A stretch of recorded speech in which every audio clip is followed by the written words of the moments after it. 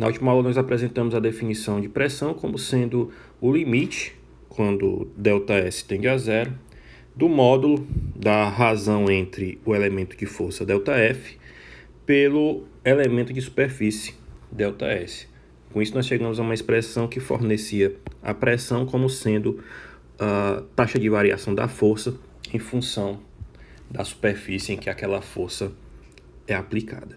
Com isso nós obtivemos também uma expressão para o cálculo do elemento de força dF, onde dF é igual a menos a pressão vezes o elemento de área orientada.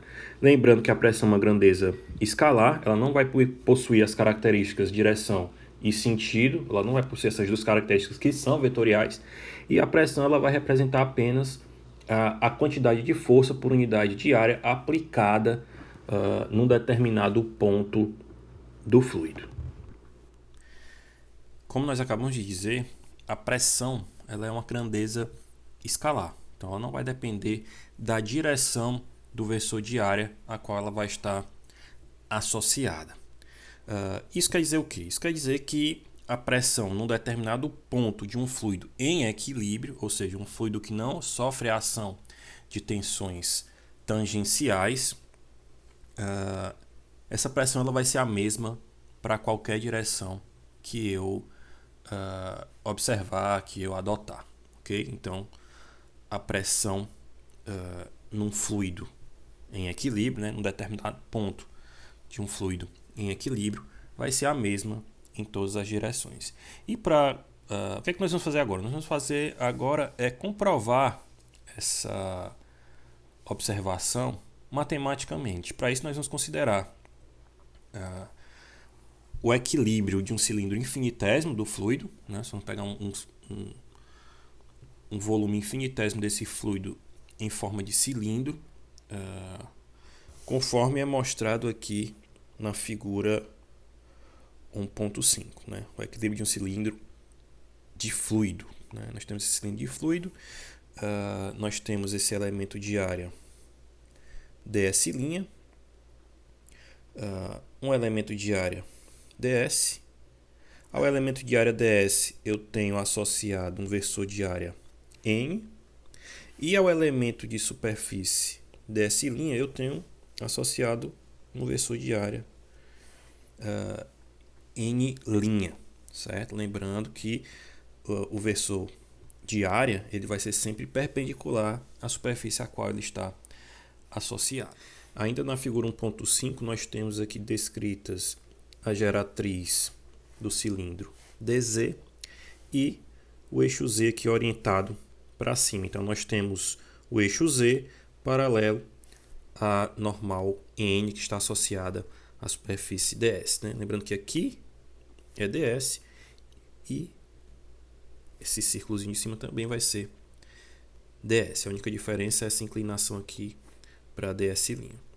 E o versor que está na mesma direção em sentido oposto a n é o versor menos n.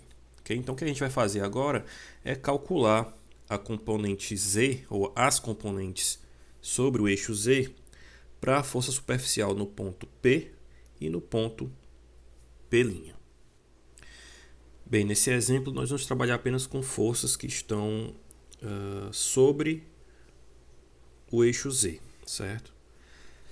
Como nós temos aqui n' formando um ângulo θ com esse eixo, nós vamos ter que considerar a projeção de n' sobre o eixo z, né, que vai ser o produto escalar de n pelo versor da direção z, que é o versor k. Então, bem aqui nós vamos ter uma força, que é essa que eu acabei de mencionar, que vai ter que ser projetada sobre o eixo z na base superior, e outra força aplicada aqui na base inferior. Na base superior do cilindro, a força vai ser dada por menos P, e esse menos P aí vai ser no ponto P' na direção n'. Então vai ser a pressão nesse ponto e nessa direção que multiplica o versor, o elemento de área ds'. ds' vai ser ds' que multiplica o seu versor de área respectivo, que é n'. Só que é o seguinte, eu estou procurando a componente sobre o eixo z. Se eu estou procurando a componente sobre o eixo z, eu tenho que calcular o produto escalar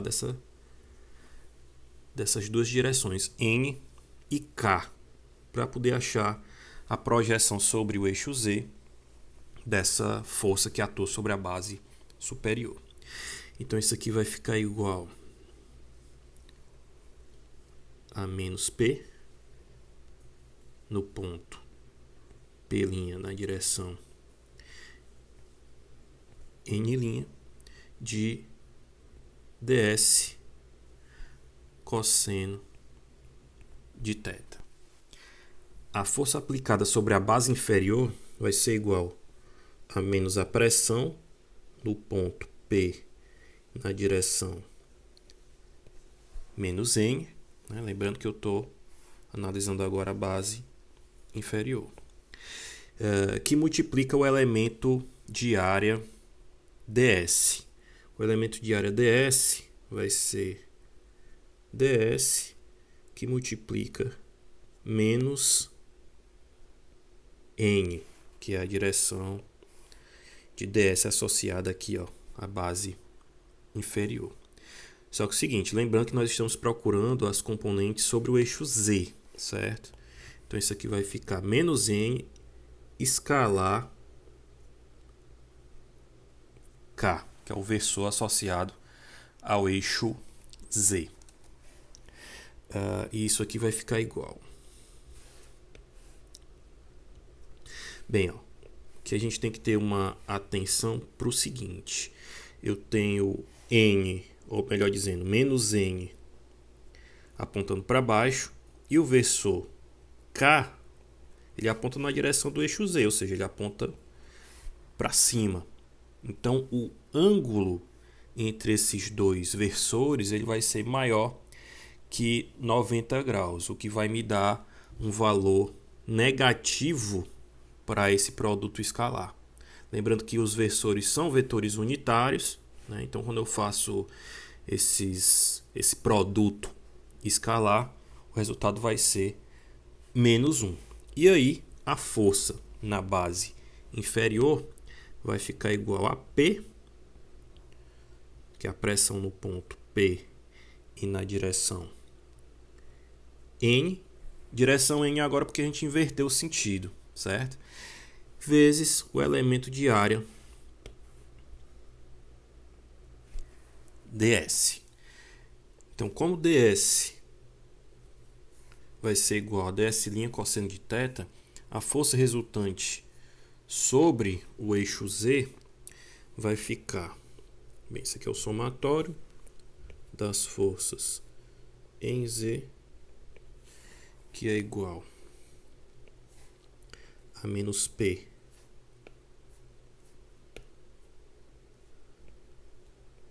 que é a pressão no ponto P' na direção N', mais P, que é a pressão no ponto P na direção N. Isso aqui tudo multiplica ds. Bem, como nós mencionamos, o nosso cálculo da força resultante, nós não estamos considerando as forças volumétricas, porque como a gente está considerando um volume infinitésimo, esse volume infinitésimo ele vai ser um infinitésimo de ordem superior quando nós o comparamos com o elemento de superfície, fazendo com que a contribuição da força gravitacional, por exemplo, seja bem menor do que a contribuição relacionada às forças superficiais, né? As forças por unidade de área, a pressão no caso. Nesse ponto, nós vamos considerar uma pequena aproximação, certo? Como a diferença de pressão entre P e P' é infinitésima, nós podemos dizer que a pressão em P' na direção N' vai ser igual, ou aproximadamente igual, à pressão em P na direção N'. Então, nós vamos fazer essa consideração aqui. Ó. Então, a pressão em P' na direção N' vai ser aproximadamente igual à pressão P no ponto P na direção N'. Essa aproximação aqui ela é aceitável, vamos dizer assim, ela é possível, porque a diferença de pressão entre esses dois pontos ela é infinitésima, ela tende a zero. E se ela tende a zero, a gente pode fazer essa relação aqui que nós estamos apresentando na equação 1.2.7. Então, considerando essa aproximação e aplicando a condição de equilíbrio, a equação 1.2.6 ela vai nos fornecer menos P, que é a pressão do ponto P na direção N', mais P, que é a pressão no ponto P na direção N, tudo isso aqui multiplicado pelo elemento de área ds, vai ser igual a zero, que é a nossa condição de equilíbrio. No matéria das forças, no eixo Z, vai ser igual a zero. Isso aqui vai nos fornecer o seguinte resultado, né? Ou seja, nós vamos ter a pressão em P na direção N' igual a pressão em P na direção N. Isso aqui significa o quê? Que a pressão ela não vai depender da direção do versor de área. Ou seja, quaisquer que sejam os versores N' e N, a pressão no interior do fluido só vai depender da posição P. Nós ainda não mencionamos, mas a unidade do Sistema Internacional para pressão, né, para força por unidade de área, é igual a 1 Newton por metro quadrado, que equivale a 1 Pascal. Nós vamos falar agora de equilíbrio no campo de força e as nossas atenções vão se voltar agora para as forças volumétricas, certo? Então, para isso, nós vamos primeiro considerar um fluido em equilíbrio num campo de forças. O elemento de força que vai atuar sobre um elemento de volume vai ser dado pela seguinte relação. ΔF, que é o elemento de força, vai ser igual a F minúsculo vezes ΔV. Né? Então, esse ΔF vai ser a força volumétrica que atua num volume ΔV do fluido, e F minúsculo vai ser a densidade de força, ou seja, a força por unidade de volume. E de acordo com a equação 1.22, a força por unidade de volume, né, a densidade de força, vai ser dada por ρ, que é a densidade do fluido, vezes g, que é a aceleração da gravidade. No caso aqui, a força volumétrica que nós estamos considerando é a força gravitacional, ou seja, o fluido ele está submetido à ação da força gravitacional, ele está submetido à aceleração da gravidade. O que nós vamos fazer agora é obter o efeito das forças volumétricas sobre o equilíbrio de um elemento de volume cilíndrico igual ao mostrado na figura 1.6. Nosso cilindro ele está orientado na direção Z, ele possui uma altura, né, dz, uma geratriz dz. nós temos uma superfície inferior que contém o ponto P, que é dado pelas coordenadas x, y e z, e temos a superfície superior, que é do mesmo tamanho da inferior, né, porque é um cilindro regular. E essa superfície superior, ela contém o ponto P', que é dado pelas coordenadas x, y e z mais dz. Então a força volumétrica na direção z, que atua sobre o cilindro, vai ser dF igual a densidade de força. Esse F aqui é diferente, certo, pessoal? Aqui é para ser um F maiúsculo, porque meus F são parecidos. Então vai ficar dF igual a densidade de força, que multiplica dV. Isso aqui vai ser igual a densidade de força no eixo Z, que multiplica o elemento de volume dV, que pode ser dado por ds dz. Isso na direção Z, né? Na direção do versor K, direção em sentido. Essa expressão é a equação 1.3.3. Bem, como nós vimos, as coordenadas dos pontos P e P' vão ser x, y, z e x, y, z mais dz, respectivamente, né? Então, agora que nós temos esses pontos identificados, nós podemos calcular a contribuição das forças superficiais, né, que atuam sobre o cilindro da figura 1.6.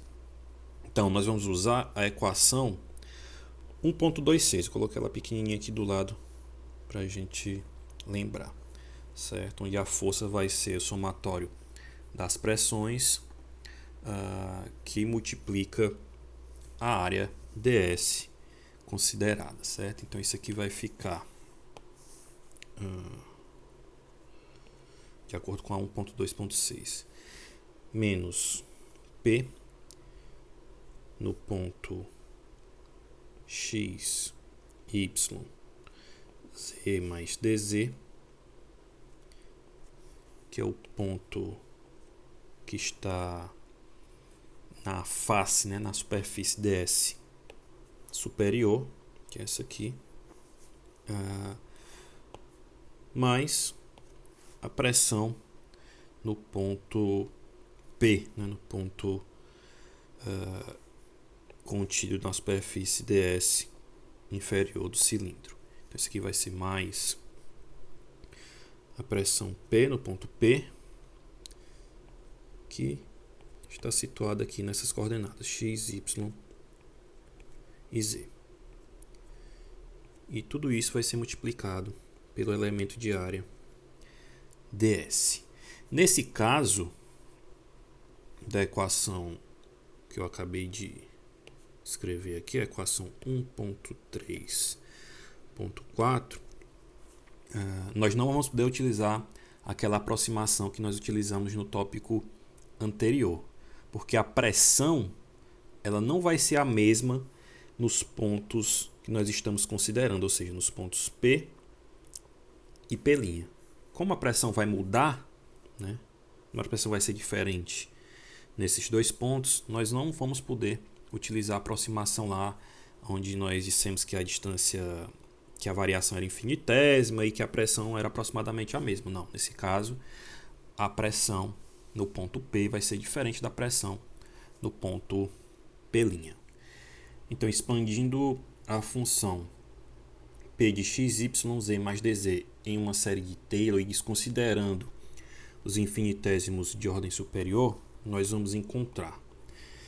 Bem, então vai ficar P de x, y, z mais dz. Isso aqui vai ficar igual a P de x, y, z mais a derivada parcial de P em relação a z. Isso, obviamente, para o ponto x, y, z, vezes a diferença entre os dois pontos, que é dz. Como eu vou desconsiderar os infinitésimos de ordem superior, eu só preciso expandir até o segundo termo, né, que é esse aqui. Os demais termos da série eles não vão acrescentar nada de significativo ao que eu quero, né, nessa expansão. Que o que eu quero basicamente é encontrar essa diferença aqui, ó, dada pela expansão em série de Taylor, que vai ser esse termo com a derivada parcial.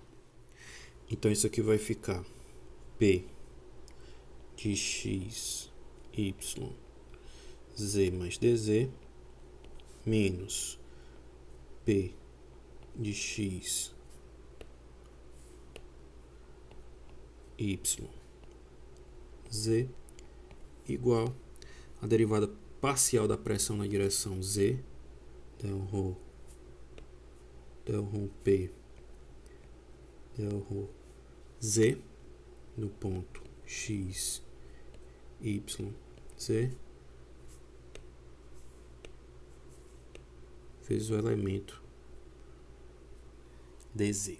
Então, somando as equações 1.33 e 1.34, a condição de equilíbrio vai ficar, bem, a 1.33 é a força volumétrica, né, que é igual à densidade de força vezes ds vezes dz. E a 1.3.4 é a contribuição das forças superficiais, né, do volume infinitesimal dv. Então isso aqui vai ficar 1.34 vai ser menos P no ponto x, y, z mais dz mais P, que é a pressão no ponto dado pelas coordenadas x, y e z, e tudo isso aqui multiplicado pelo elemento de superfície ds. Isso aqui é a contribuição das forças superficiais, mais a contribuição volumétrica, né, que vai ser a densidade de força na direção z, vezes o elemento de superfície ds, vezes o elemento dz, que é a geratriz do nosso cilindro regular. E isso tudo vai ser igual a zero, né, devido à condição de equilíbrio, né, que o somatório das forças deve ser igual a zero. Aí é o seguinte, esse termo aqui, nós obtivemos ele através da expansão em série de Taylor, né? Considerando os sinais, esse termo ele vai dar menos del ρ P, del ρ Z no ponto x, y, z vezes o elemento dz. Então nossa expressão vai ficar menos del ρ P, del ρ Z no ponto x, y, z, que multiplica ds dz mais a densidade de força na direção z vezes o elemento de área vezes o elemento dz. Isso aqui vai ser, né, igual a zero, de acordo com a nossa condição de equilíbrio. Colocando ds dz em evidência, nós vamos ter a densidade de força na direção z menos del rho P del rho Z, que multiplica ds dz igual a zero. Bem, os elementos de superfície e o elemento da geratriz, né? O elemento dz, que é a geratriz do nosso cilindro infinitesimal, eles não podem ser igual a zero. Apesar de muito pequenos, eles não podem ser iguais a zero. Então, o que é que nós concluímos? Que a força ou a densidade de força volumétrica atuando sobre o cilindro de fluido vai ser igual à derivada parcial da pressão em relação à direção z. Essa aqui é a minha equação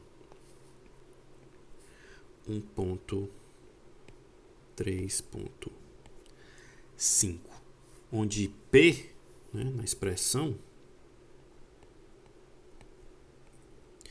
é uma função da posição, ou seja, é uma função de x, y e z. Trocando em miúdos, a equação 1.3.5 ela está nos dizendo o seguinte, que a componente z da densidade de força volumétrica, que eu chamei de Fz, vai ser igual à taxa de variação da pressão com z, certo? Então, a força volumétrica ela vai variar de acordo com a variação desse escalar no espaço. Qual é o escalar, professor? A pressão, certo? A pressão sobre o fluido. À medida que essa grandeza escalar vai variando com a posição, a força F, né, naquela determinada direção vai variar de acordo com a variação dessa grandeza escalar no espaço. Analogamente, nas direções x e y, nós vamos ter a densidade de força em x igual a del rho P del x, a densidade de força em y igual a del rho P del rho y. Nós podemos representar a densidade de força volumétrica resultante com a seguinte expressão. F, que seria a força resultante, vai ser igual a F de x na direção y mais a densidade de força na direção y mais a densidade de força na direção z, né?